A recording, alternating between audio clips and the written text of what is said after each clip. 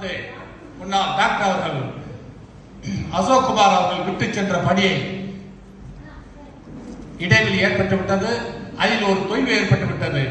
அதை தற்போதைய மண்ணை சங்கம் மரியாதைக்குரிய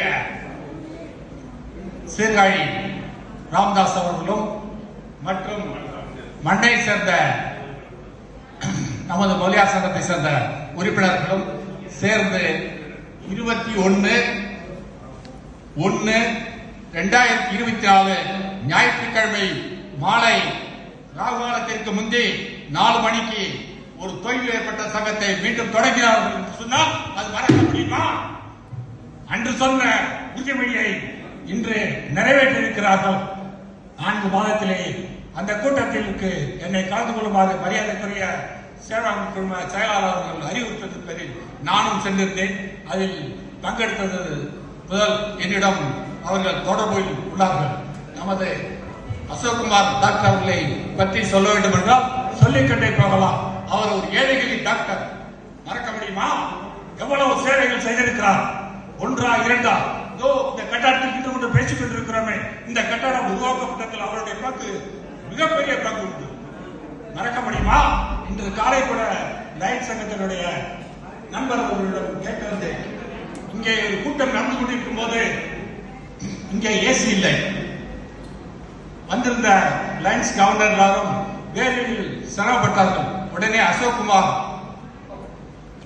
உடனே நான் ஏசி போட்டு தருகிறேன் என்று சொன்னார்கள். அந்த 6 ஏசிகளையும் நமது அசோக் குமார் தான் போட்டு கொடுத்தார்கள். அவர்கள் நம்மை விட்டு பிரிந்து விட்டார்கள். அவருடைய குளிர்ச்சியான குளிர்ந்த காற்றை நாம் பெற்றுக் கொண்டிருக்கிறோம். அவர் மறைந்தாலும் அவரை நாம் மறக்கவில்லை. அவருக்கு மரியாதை செலுத்திக் கொண்டிருக்கிறோம். இதுதான் நமது பண்பாடு. இன்னும் அவர் இருந்திருந்தால் எவ்வளவோ சேவைகள் தொடரும். அதற்கு மாற்று கருத்தே இல்லை. எத்தனையோ நோயாளிகளை யமனை கொண்டு விரட்டியவர் அசோக் குமார். ஆனால் அவரை யமன் கொண்டு விட்டது. நாம் செய்தது அவ்வளவுதான் பாக்கியம். பேரறிஞர் அண்ணா இறந்த போது கலைஞர் அவர்கள் சொன்னார்கள், சாரே நீ எப்பொழுது சாவாய் என்று கலைஞர் அவர்கள் அவருடைய குரலில் பேசினார். அதே போது நமது அசோக் குமாரை சாவு கொன்றுவிட்டார். இதுதான் நாம் செய்த துரதிர்ஷ்டம். இந்த கூட்டத்திலே அவர் இருந்திருந்தால் இந்த கூட்டம் இன்னும் மிக சிறப்பாக நடந்திருக்கும். அதில் ஒன்று மாற்று கருத்தே இல்லை. இன்னும் நமது அவரது சேவையை சொல்லிக்கொண்டே போகலாம். அடுத்தது பிடிஆர்பி அவர்கள் வந்திருந்தார்கள். பிடிஆர்பியை பற்றி சொல்ல வேண்டும் என்றால் நியூசிலாந்திலே இருந்திருக்கலாம், நியூயார்க்கிலே இருந்திருக்கலாம், அங்கே டாக்டர் பட்டம் வாங்கியவர் மதுரை பங்களாவில் இருந்திருக்கலாம், உத்தமபாளையம் பண்ணையிலே இருந்துவிட்டு நிர்வாகம் செய்திருக்கலாம். அதை விட்டுவிட்டு தமிழ்நாடு பூரா சுற்றி 234வது சன்னிதானத்தை தேர்ந்தெடுத்தார் என்றால் யாரும் எந்த அளவு குறை சொல்ல முடியாத தேர்ந்தெடுத்தார். யாராவது மறக்க முடியுமா? சாதாரண ஒரு தொண்டனை போல தமிழ்நாடு பூரா சுற்றினார். சுற்றி தேடி எடுத்தார். இதுதான் அவர் செய்த பங்களிப்பு. சும்மா சொல்ல முடியுமா? எங்கிருந்து நாளை காலை நேற்று ஒரு பிரகரம், இன்னைக்கு காலையில கல்யாண மண்டபம், கும்பாபிஷேகம், அதை முடித்துவிட்டு மணார்குடி, நாளை காலை நாமக்கல்லிலே பிரச்சனை. இப்படி தொடர்ந்து அவருடைய பயணம் யாருக்காக? அவருக்காகவா? இல்லை, நமக்காக, நமது சமுதாயத்திற்காக உழைக்க வேண்டும் என்ற நோக்கத்திற்காக வந்தார் என்றால் மறக்க முடியுமா? சேவாங்க குடும்பம் என்ன செய்கிறது? இந்த நிச்சயதாம்பல குடும்பத்தை உருவாக்கிய நமது பெருமைக்குரியவர்கள் அமர்ந்திருக்கிறார்கள். மும்மூர்த்திகள், மும்மணிகள். மறக்க முடியுமா அவருடைய சேவையை? எஸ்பிஆர் அவர்களை சொல்ல வேண்டும் என்றால் எஸ்பிஆர் சின்ன வயசிலேயே உழைத்துக் கொண்டிருக்கிறார்கள். அவர் வீட்டுக்கு சென்றால் அவங்க வீட்டுல கேஸ் அடுப்பு அணையதே இல்லை. அந்த அம்மா போறவங்களுக்கு எல்லாம் காய்பெட்டி போட்டு கொடுத்துட்டு இருக்காங்க. அவங்க பிள்ளைங்க 2 பேரும் சார்ந்த படாத பாடு. முதல்ல செய்தி சொல்லுவாங்க, உடனே 2 நிமிஷம் என்னடாச்சுப்பாங்க. அடுத்தது மருமவ அவங்க நம்ம சமுதாயத்துக்கு வச்சுக்கிட்டு இருக்காங்க. அதை விட்டுட்டா அடுத்தோடு வேற பிள்ளைங்க கவர்லாம் இந்த புக்கெல்லாம் எடுத்து அந்த பிள்ளைங்க போடுது. 4 சமுதாயம் உழைச்சுட்டே இருக்காங்க. இப்படி நமது சமுதாயத்துக்காக உழைத்துக் கொண்டிருக்கிறார்கள்.